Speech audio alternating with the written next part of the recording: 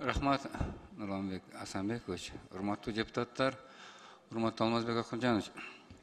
Мен бүгүнкү көтөрө турган маселе бул банктар, коммерциялык банктар.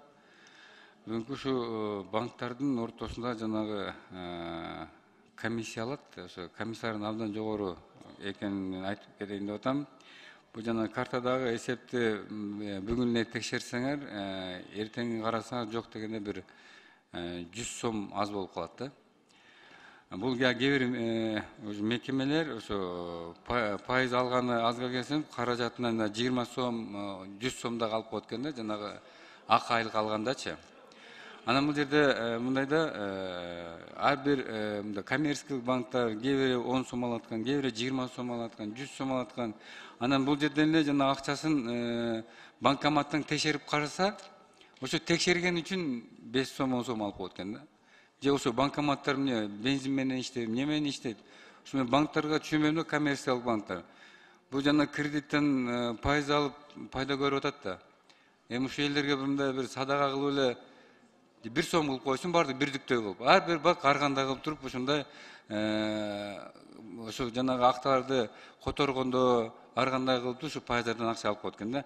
Анан эл аралык акчаларды которгондо дагы акча алат экен.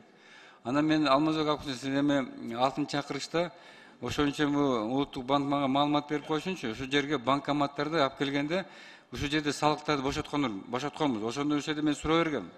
Жана пенсияга чыккан эмелер, пенсиядагылар ошо акча каражаттарын алганда ошо операцияга эч кандай пайыздан акча алынбайт деген убадасын берген. Ошондо салыктан бошотулган болуш керек да. Мен ошол боюнча мага маалыматты берип койсоңуздар.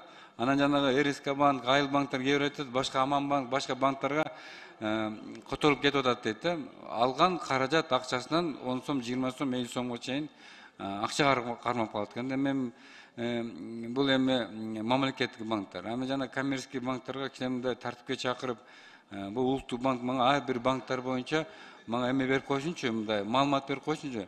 Кайсы банктар кандай мындай услугу деп коет, ошого канча пайыздан акча алат. Анан бир областтан башка областка калганда, эми ошо котормого жанагындай акча албай эле койсо болот да. Же бирдиктүү кылсын, 1 сом менен кылып койсунчу ошо боюнча. Ар кандай мындай кайрылуу болуп атат да. Ошо боюнча Алмазбек Акунжанович, мен ушу берген суроолор боюнча мага маалымат берип койсоңуздар.